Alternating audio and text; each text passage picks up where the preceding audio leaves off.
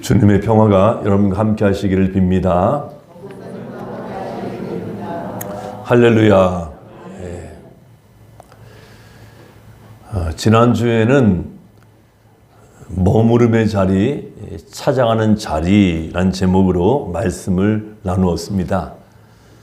아브라함과 니고데모의 이야기를 통해서 하나님 나라를 보기 위해 참 믿음의 여정을 걸어가기 위해 머무름의 자리 그리고 찾아감의 자리를 생각해 봤습니다.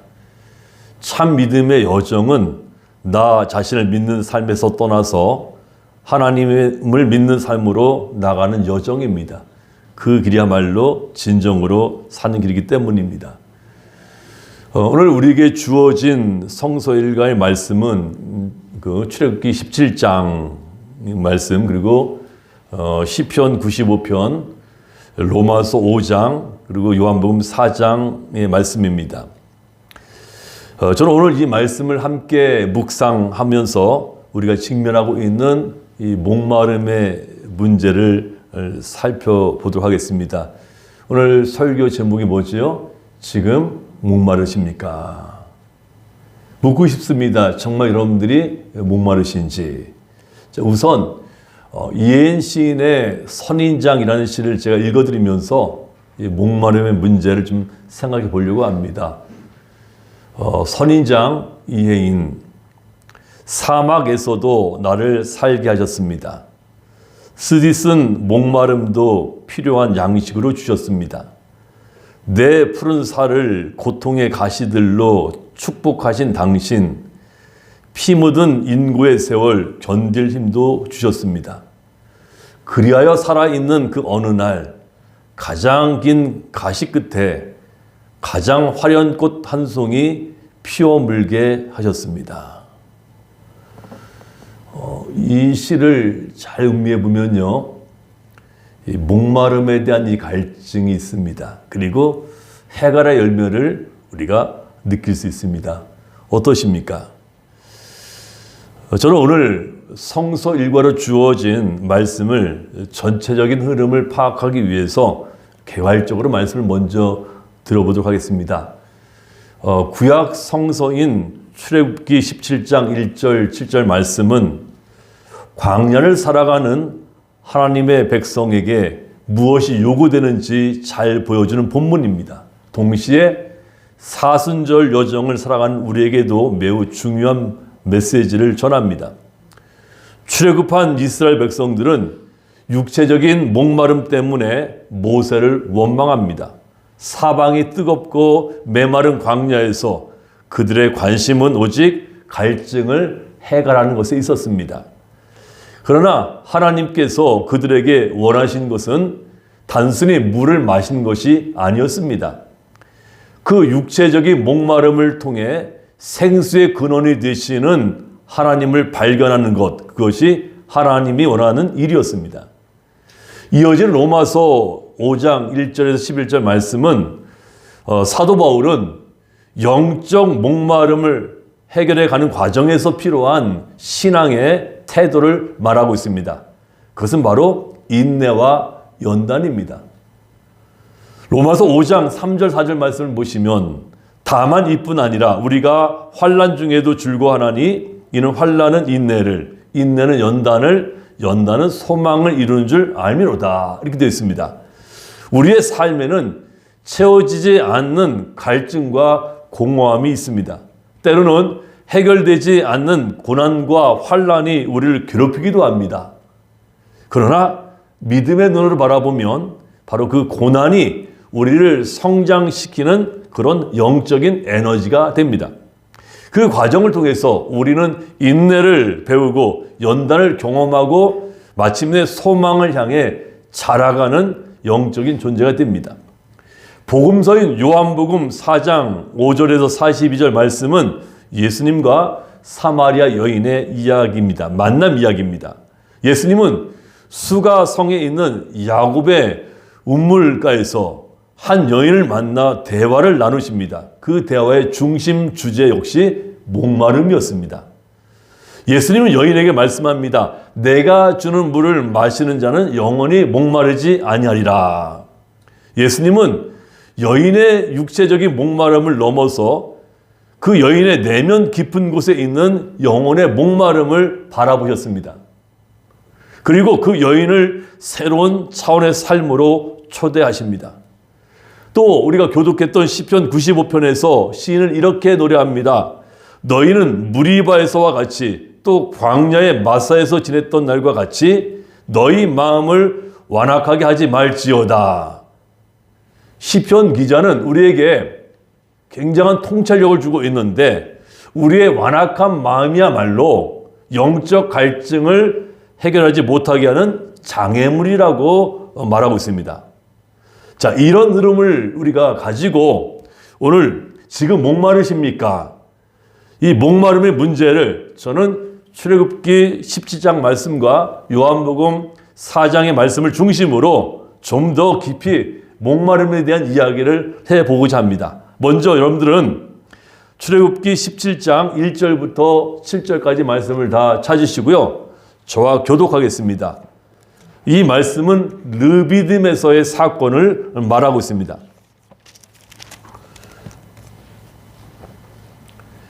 출애굽기 17장 1절에서 7절 말씀입니다. 이스라엘 자손의 온 회중이 여호와의 명령대로 신광야에서 떠나 그 노정대로 행하여 르비딤의 장막을 쳤으나 백성이 마실 물이 없는지라.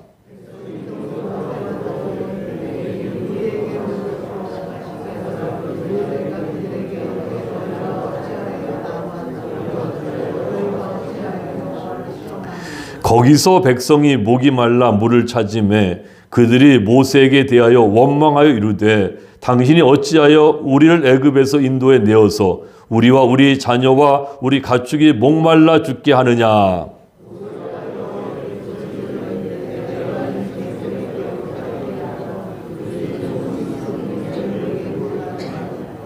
여호와께서 모세에게 이르시되 백성 앞을 지나서 이스라엘 장로들을 데리고 나일강을 치던 내 지팡이를 손에 잡고 가라.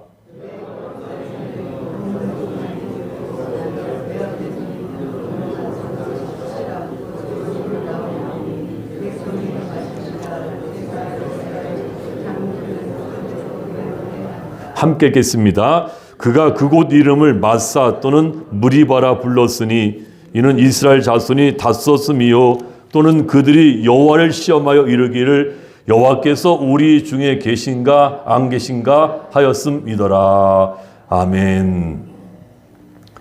출애굽기 17장은 르비딤에서 일어난 사건을 기록하고 있습니다. 자, 홍해를 건넌 이후에 이스라엘 백성은 신의 광야에 들어섰습니다. 하나님은 그들에게 만나와 메추라기를 주셨고 안식일에 대해서 가르치셨습니다. 그리고 그들을 르비딤이라고 한 곳으로 인도하셨습니다. 자, 원래 이 르비딤은 쉬는 장소란 뜻을 가진 곳으로 신의 광야에서 몇 안 되는 오아시스였습니다. 여러분 오아시스 아시죠? 당시 많은 사람이 오랜 경험을 통해서 그곳에 물이 있다는 것을 알고 있었습니다. 모세 역시도 그 사실을 알고 있었을 것입니다. 모세는 아마도 지친 백성들에게 이렇게 말했을 겁니다. 조금만 더 가면 르비딤에 도착합니다. 조금만 더 참으십시오. 그러나 막상 그곳에 도착해 보니까 예상치 못한 일이 벌어졌습니다. 샘이 말라버려서 마실 물이 없었던 것입니다. 출애굽기 17장 1절 말씀 보십시오. 백성들의 실망은 이루 말할 수 없었습니다. 모세 역시도 크게 당황했을 것입니다. 그때 백성들은 모세를 향해 외칩니다. 우리에게 마실 물을 달라. 거센 항의 속에서 모세는 이렇게 말합니다. 너희가 어찌하여 나와 다투느냐? 너희가 어찌하여 여호와를 시험하느냐? 그러나 백성들은 물러서지 않습니다. 왜냐하면 이것은 단순한 문제가 아니라 생존의 문제였기 때문이었습니다. 고대 근동 지역에서 물은 생명이었습니다. 그래서 성경에서도 물과 우물은 종종 분쟁의 장소가 되곤 했습니다. 창세기를 보시면 이삭이 우물을 팔 때마다 그 지역 사람들이 와서 우물을 빼앗았습니다. 그만큼 우물은 생존과 부의 상징이었습니다. 광야에서 물은 생명이었습니다. 그러니 이스라엘 백성들이 민감하게 반응할 수밖에 없었던 것입니다. 백성들은 결국 이렇게 외칩니다. 당신 어찌하여 우리를 애굽에서 인도에 내어서 우리와 우리 자녀와 우리 가축이 목말라 죽게 하느냐? 그리고 더 나가서 이렇게 말합니다. 하나님이 우리 가운데 계시기나 한가? 하나님이 계시는 이럴 수 없는 거야. 여러분, 그게 17장 7절 말씀입니다. 이제 상황은 매우 위험해졌습니다. 이스라엘 백성들은 당장이라도 모세를 돌로 칠 기세였습니다. 그때 모세가 하나님께 부르짖습니다. 4절입니다. 내가 이 백성에게 어떻게 하리까? 그들이 조금 있으면 내게 돌을 던지겠나이다. 다급하죠? 하나님께서 모세에게 말씀합니다. 백성 앞을 지나서 이스라엘 장로들을 데리고 나일강을 치던 네 지팡이를 손에 잡고 가라. 내가 호렙산에 있는 그 반석이 거기서 내 앞에 서리니 너는 그 반석을 치라. 그것에서 물이 나오리니 백성이 마시리라. 결국 모세가 하나님 말씀대로 반석을 치자 물이 터져 나왔습니다. 사실 여러분, 이 사건은 처음이 아니었습니다. 출애굽기 15장을 보면요, 이스라엘 백성은 이미 마라에서 물 문제를 경험했습니다. 쓴 물을 하나님이 마시게 하신 거예요. 그때도 하나님은 모세를 통해 문제를 해결해 주셨습니다. 15장 25절 보십시오. 모세가 여호와께 부르짖었더니 여호와께서 그에게 한 나무를 가리키시니 그가 물에 던지니 물이 달게 되었더라. 그때 이스라엘 백성들은 하나님의 은혜를 경험했습니다. 근데 얼마 지나지 않아서 또다시 원망합니다. 저는 여기서 인간의 모습을 보게 되어집니다. 우리는 잊지 말아야 될 것은 쉽게 잊어버리고, 그리고 잊어야 될 것은 잊지 아니하고, 그런 존재. 아무튼 모세가 하나님의 명령대로 반석을 치자 물이 강같이 흘러나와 온 백성이 마시게 됐습니다. 모세는 그곳 이름을 뭐라고 불렀습니까? 마사 또는 무리바라고 불렀습니다. 마사는 이스라엘이 다툰다는 뜻이고, 무리바는 우리 중에 하나님이 계신가 안 계신가는 뜻입니다. 자, 이스라엘 백성이 그곳에서 다투고 하나님을 시험하였다는 것은 아마도 부끄럽고 잊고 싶은 역사였을 겁니다. 그러나 모세는 마사 무리바라고 이름을 붙입니다. 왜 그랬을까요? 여러분, 잊혀진 역사는 반복되기 때문입니다. 끊어내야 되는데 끊어지지 못한 반복되는 거예요. 이스라엘 백성은 마사 무리바를 기억할 때마다 모세와 다투고 하나님을 시험하였던 사실을 기억할 것입니다. 하나님을 시험했음에도 불구하고 끝까지 자신들을 사랑해 주신 하나님을 기억해야 될 것입니다.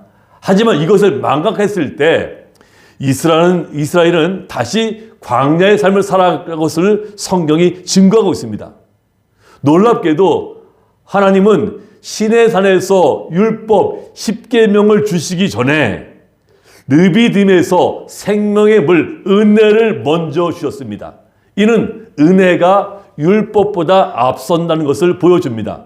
그리고 오늘 무리바 사건이 중요한 것은 이스라엘 백성이 생명의 물을 마셨음에도 불구하고 여전히 육체적인 갈증을 해결하는 데만 급급한 나머지 생수의 근원이 되시는 하나님을 신뢰하지 않았다는 것입니다. 앞에서 잠깐 언급했듯이 하나님은 육체적인 갈증을 통해 이스라엘 백성이 생수의 근원이 되시는 하나님을 찾고 그분께 돌아가는 것을 원하셨습니다. 한마디로 영적인 목마름으로 하나님을 찾기를 원하셨던 겁니다. 그런데 이스라엘 백성들은 그렇지 않았습니다. 실패하고 말았습니다. 여러분은 어떠십니까? 그래서 중요한 것이 요한복음 4장의 이야기가 그래서 중요합니다. 영적인 목마름에 대해 문제를 다루고 있는 요한복음 4장의 이야기를 같이 한번 읽어보겠습니다. 요한복음 4장 5절에서 우리 30절까지 말씀을, 너무 기니까 5절에서 30절까지 말씀을 교독하겠습니다. 요한복음 4장 5절에서 30절까지 말씀을 우리 교독합니다. 사마리아에 있는 수가라 하는 동네에 이르시니 야곱이 그 아들 요셉에게 준 땅이 가깝고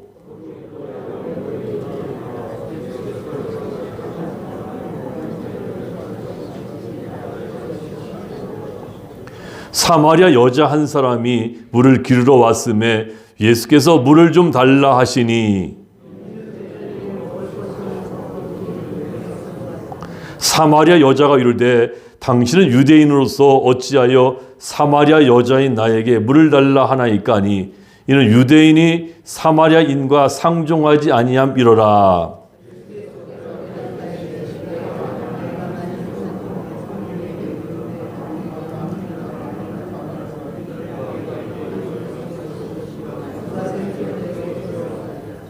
여자가 이르되 주여 물 기를 그릇도 없고 이 우물은 깊은데 어디서 당신이 이 그 생수를 얻겠사옵나이까.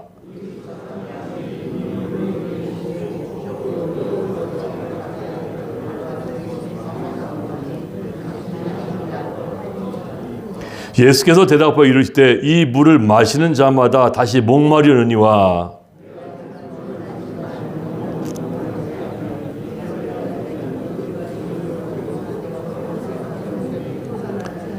여자가 이르되 주여 그런 물을 내게 주사 목마르지도 않고 또 여기 물 기르러 오지도 않게 하옵소서.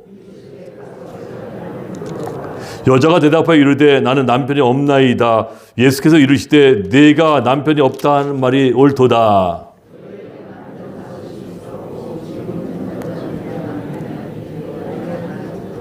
여자가 이르되 주여 내가 보니 선지자로소이다.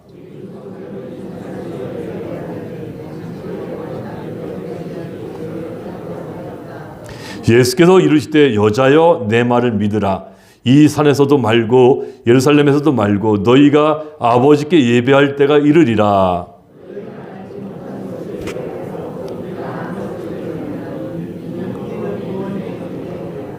아버지께 참되게 예배한 자들은 영과 진리로 예배할 때가 오나니 곧 이때라. 아버지께서는 자기에게 이렇게 예배하는 자들을 찾으시느니라.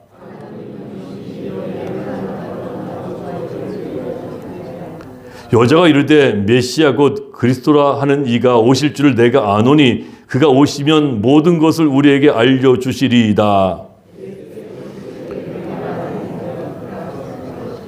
이때 제자들이 돌아와서 예수께서 여자와 말씀하신 것을 이상히 여겼으나 무엇을 구하시니나이까 어찌하여 그와 말씀하시나이까 묻는 자가 없더라.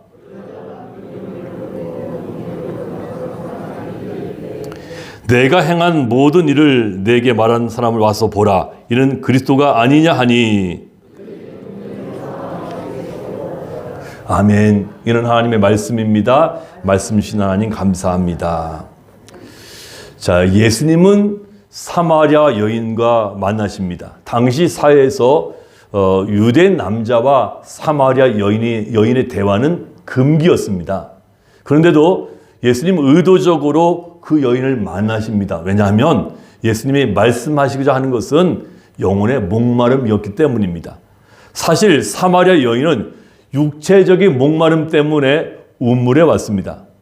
그러나 그 여인에게는 더 깊은 목마름이 있었는데 바로 영혼의 목마름입니다. 사람에게는 두 가지 목마름이 있습니다. 육체적인 목마름과 영적인 목마름입니다. 하나님은 우리 몸에 경보 장치를 두셨어요. 자, 우리 몸은 70%가 수분, 즉 물로 되어 있습니다.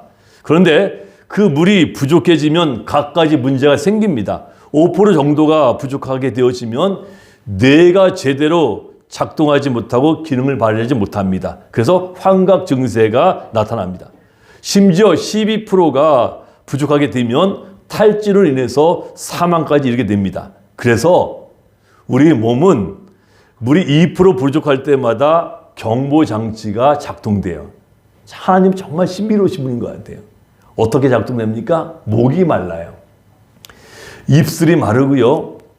입술이 칼칼해지고 두통도 생깁니다. 관절도 뻑뻑해집니다. 근데요, 신기하게도 우리 영혼도 마찬가지입니다. 영적인 수분이 공급되지 않으면 경보장치가 작동합니다. 말라 비틀어진 마음에 갖가지 문제가 생깁니다. 예를 들어 볼까요? 짜증이 나요. 감사하는 마음이 사라지고 원망과 불평이 일어납니다. 쉽게 화를 내고 맙니다. 믿음이 흔들리고 염려, 근심이 몰려듭니다. 평안이 깨지고 불안과 두려움이 나를 사로잡습니다. 바로 영적으로 목마르다는 신호입니다. 영혼의 목마름에 대한 경고 표시입니다. 혹시 여러분 가운데 매사에 짜증이 나요? 감사한 마음은커녕 불평, 불만만 일어납니다. 쉽게 화를 냅니다. 믿음이 흔들리고 염려와 근심과 두려움이 몰려옵니다. 평안이 깨지고 불안해요. 이게 뭘까요? 내가 지금 영적으로 목마르다는 표시입니다. 영적인 목마름에 대한 경고 표시입니다. 오늘 사마리아 여인에게는요, 3가지 영적 목마름에 대한 증상이 왔습니다. 이것은 영적 목마름에 대한 대표적인 증상으로 3가지가 있어요. 첫째로 뭐예요? 두려움이에요. 두 번째가 외로움과 고독입니다. 세 번째가 죄책감입니다. 자, 먼저 두려움입니다. 사마리아 여인은 6시, 유대 시간으로 6시는 오늘날 이야기하면요, 정오입니다. 12시예요.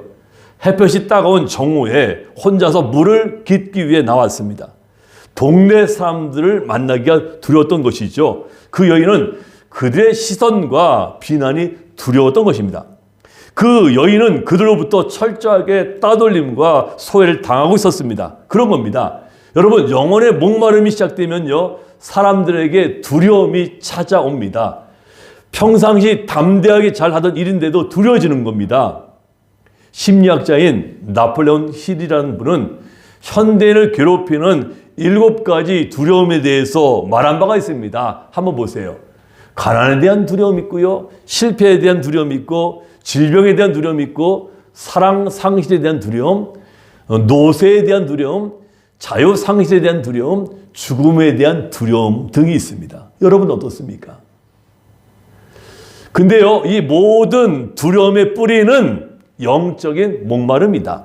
이런 두려움은 영혼의 목마름에 대한 경고 표시일 뿐입니다.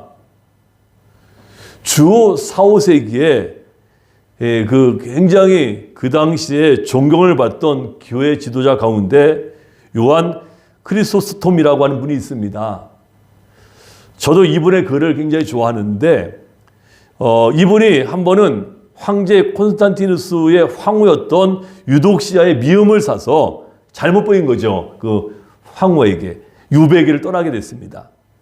이분이 떠나면서 이제 마지막 설교를 했는데, 그 마지막 설교 중에 지금 이 부분이 제 마음에 심금 울렸어요. 이분이 뭐라고 얘기했는지 한번 보십시오. 마지막 설교. 내가 무엇을 두려워하리요?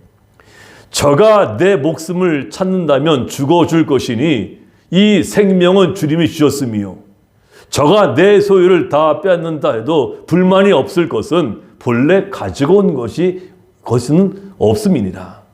저가 나를 쫓아내면 나는 엘리야같이 될 것이요, 구덩이에 던지면 예레미야같이 될 것이요, 바다에 던지면 요나같이 될 것이요, 매로 때리면 사도 바울같이 되리라. 아무 두려움이 없도다. 내가 당하는 모든 사건, 모든 고난을 통하여 하나님은 높임을 받을 것이요, 나는 그 환난 중에 주시는 영광을 누리게 될 것이니라. 할렐루야. 얼마나 멋집니까? 그런 거예요. 영혼의 목마름이 해결된 사람들, 그들에게는요, 어떤 상황이 닥친다 해도 두려움이 없습니다. 왜냐하면 영혼을 주님으로 가득 채웠기 때문에 그런 거예요. 여러분들은 여러분의 영혼을 주님으로 가득 채우셨습니까? 혹시 탐욕으로 채우지 않으셨습니까? 첫 번째가 오늘 사마리아 여인의 영적인 목마름의 첫 번째 증상이 바로 두려움입니다. 두 번째, 외로움과 고독입니다. 오늘 본문에 등장하는 사마리아 여인은 늘 혼자였습니다. 물을 기르러 나왔지만 여전히 혼자입니다. 지금 6번째 남자와 살고 있지만 그 남자도 남편이 아닙니다. 사랑하고 정붙이고 사는 것이 아니란 말입니다. 이 여인에게는 깊은 외로움이 있었다는 겁니다. 17절, 18절 말씀 보십시오. 여러분, 영혼의 목마름이 시작되면 사람들에게 깊은 외로움이 찾아옵니다. 여전히 주변에 사람들이 많아도 외롭습니다. 존재 외로움입니다. 어제 제가 뉴스를 봤는데 OECD 국가 가운데 우리나라 자살률이 제일 높대요. 우리나라의 경우 매년 15,000명이 자살하는데 전문가들 조사에 따르면은 자살하는 이유 중에 가장 큰 것이 바로 외로움 때문이라는 거예요. 외로움. 우울증이라고 하는 것도 외로움이 극단적으로 치달을 때 겪는 정신적인 질병입니다. 한 미국 지방 일간지에 재미있는 광고가 실렸습니다. 이런 광고예요. 그냥 듣기만 할 테니 내게 전화 걸어주시는 분이 30분 동안 얘기를 해주는 대가로 $5를 지불하겠습니다. 얼마나 외롭으면 이런 광고까지 냈을까? 나와 전화를 걸어서 30분 대화를 하면 $5 주겠다는 거예요. 이게 오늘 살아가는 현대인의 자화상입니다. 우리 주변에서도요, 노인 복지 차원에서 노인들의 말벗이 되어드리고 간단한 심부름을 해주는 서비스가 시행되고 있습니다. 한마디로 돌보미 서비스예요. 노인들이 바라는 것은 단순합니다. 대화입니다. 누군가와 함께 삶의 이야기를 나누는 거예요. 왜냐하면 주변에 아무도 이야기를 들어줄 사람도 없고 이야기해 줄 사람이 없는 거예요. 저희 교회도요, 요양보호 하신 분이 많잖아요. 그분 정말 큰 역할을 한다고 저는 믿고 있습니다. 예, 외롭고 병든 이들 찾아가가지고요, 말벗 동무가 돼주잖아요. 그렇죠? 정말 필요한 일들이에요. 여러분, 모든 외로움의 뿌리는 영혼의 목마름입니다. 이런 외로움들은요, 영혼의 목마름의 경고일 따름입니다. 우리 예수님 볼까요? 예수님은요, 일부러 한적한 곳을 찾으셨어요. 그리고 홀로 계신 것을 즐기셨습니다. 그 안에서 내적인 자유를 누리셨어요. 그러나 여러분, 홀로 있다고 하는 것은 영혼의 목마름에 시달리는 사람들에게는요, 고통스러운 일입니다. 반면에 홀로 있다고 하는 것은 영적 목마름이 해결된 사람들에게는요, 참 자유롭고 행복한 일이에요. 다시 말하면 영혼의 목마름이 해결된 사람들에게는 외로움이 없다는 겁니다.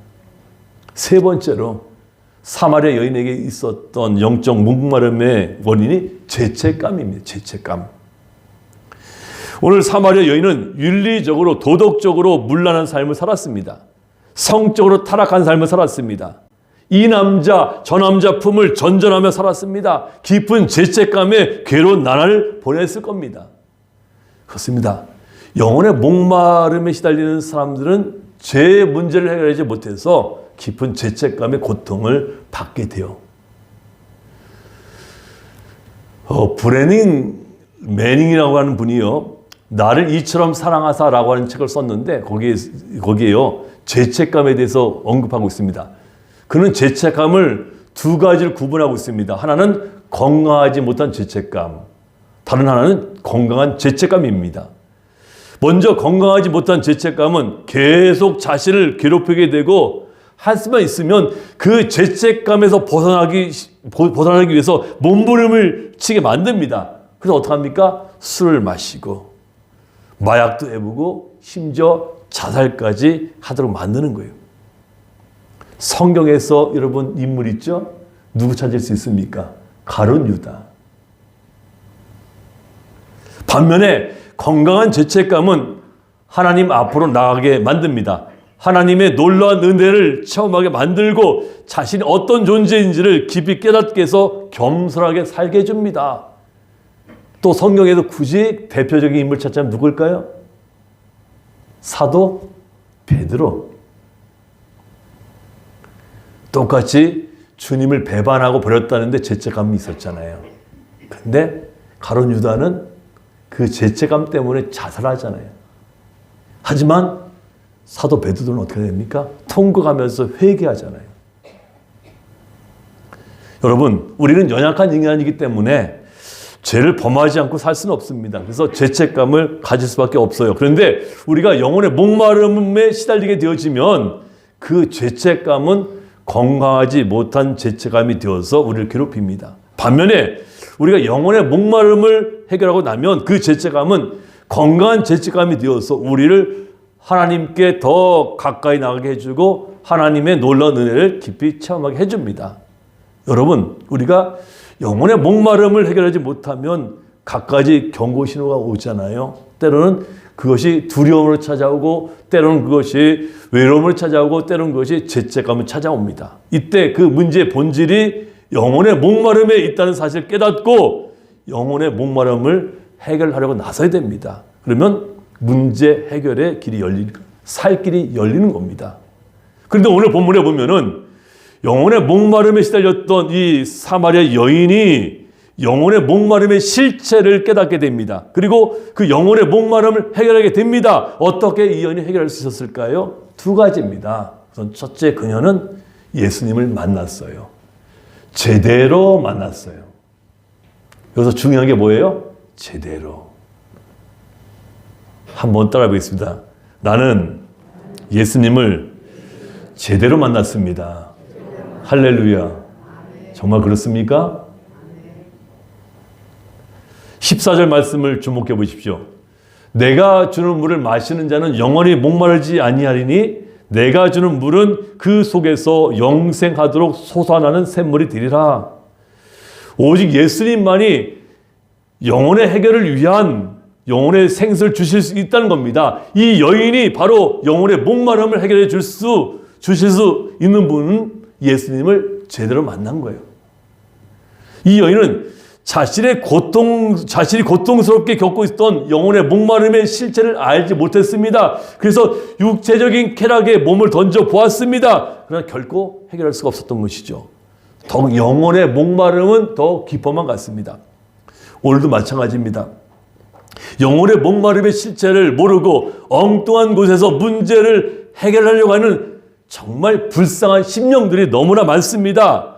쾌락에 몸을 던져봅니다. 권력을 탐해보기도 합니다. 돈 버는 일에 몰입해보기도 합니다. 심지어 술에 취해보고 마약에 손을 대어보기도 합니다. 일시적으로 해결되는 것처럼 보입니다. 그러나 점점 더 깊은 고통 속으로 빠져버리고 맙니다. 어리석은 일이죠. 문제의 근원을 파악하지 못했기 때문입니다. 문제 해결자를 몰랐기 때문입니다. 그러나 오늘 사마리아 여인은 예수님을 제대로 만난 뒤에 영혼의 목마름의 문제를 알게 되었습니다. 그리고 종교에 관심을 가지게 됩니다. 그래서 오늘 보시면 사마리아인의 종교, 자신들은 그리심산에서 예배하고 유대인들은 예루살렘에서 예배하는데 이렇게 자신들의 종교와 유대교에 대한 관심을 기울여 보는데 문제는 뭐예요? 그 종교가 영혼의 목마름을 해결해 주지 못한다고 하는 것을 이제 발견하게 되었다는 거예요. 여러분의 종교인이 돼서는 안 됩니다. 여러분의 신앙인이 되어야지. 근데 우리 주변에 지금 기독교의 문제가 뭡니까? 종교인은 많은데 참된 신앙인이 많지 않다는 거예요. 제가 볼 때 그렇습니다. 여러분들이 신앙인이라고 한다면 제대로 예수님을 만나야 돼. 할렐루야. 중요한 것은 우리의 영혼의 목마름을 해결해 주실 분은 오직 예수님 뿐이라는 사실입니다. 그래서 요한복음 7장 37절에서 예수님이 이렇게 말씀하시잖아요. 누구든지 목마르거든 내게로 와서 마셔라. 우리가 예수님을 만나야 영혼의 목마름을 해결할 수 있습니다. 그래서 우리는 예수님 앞으로 나와야 합니다. 그때 주님은 기꺼이 우리를 초대하시잖아요. 수고하고 무거운 짐진 자들아 다 내게로 오라. 내가 너희를 쉬게 하리라. 할렐루야. 두 번째로 사마리아 여인은 예수님을 제대로 만났고 더 중요한 것은 제대로 믿었다는 거예요. 제대로 믿었다.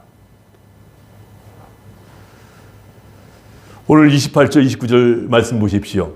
여자가 물동이를 버려두고 동네로 들어가서 사람들에게 이르되 내가 행한 모든 일을 내게 말한 사람을 와서 보라. 이는 그리스도가 아니냐 하니 무엇을 말합니까? 이 여인이 예수님을 메시아 그리스도라고 확실히 믿었다는 겁니다. 주님을 구주로 영접했다는 거예요. 제대로 믿었다는 거예요. 그런데 예수님을 믿고 난 다음에 이 여인에게 놀라운 변화가 일어났습니다. 어떤 변화입니까? 이 현상적인 변화를 살펴보면 이렇습니다. 우선 물동이를 다 버려두었습니다. 육체적인 해갈보다 더 중요한 것이 있음을 깨달은 거죠. 다음으로 자기 스스로 마을로 들어갔습니다.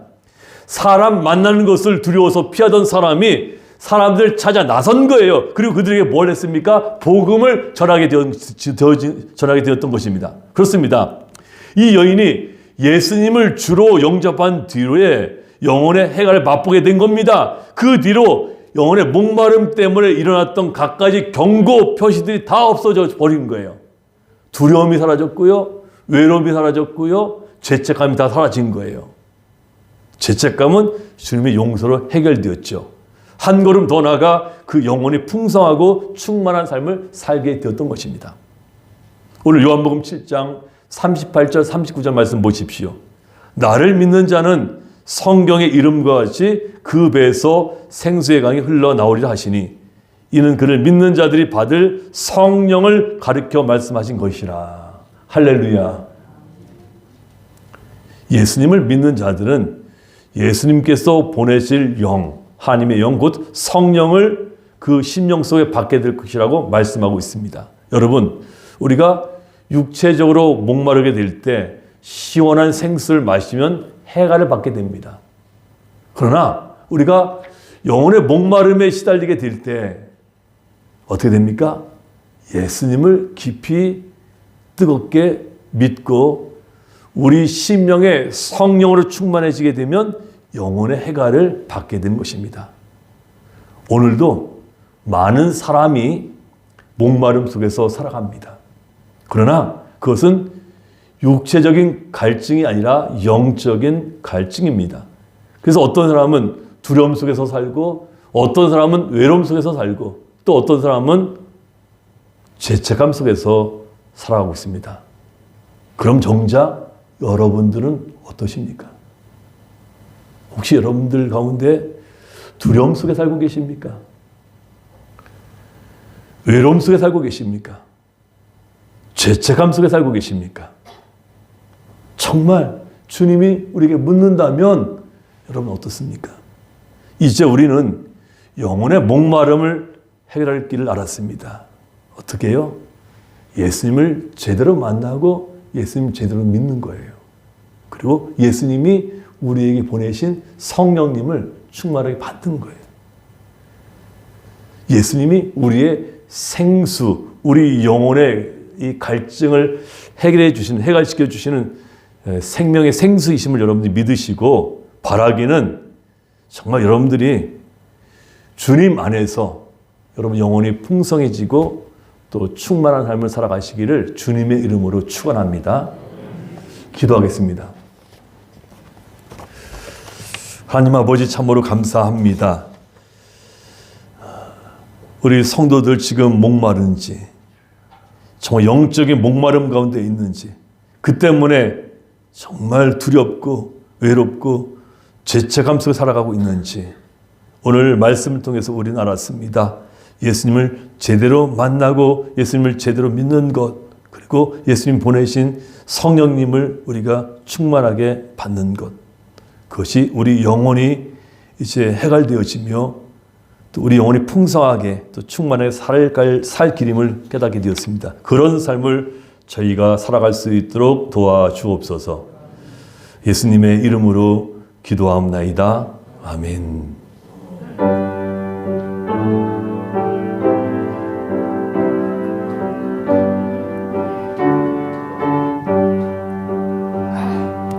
내 주를 가까이 하게 함은 십자가 짐 같은 고생이나 내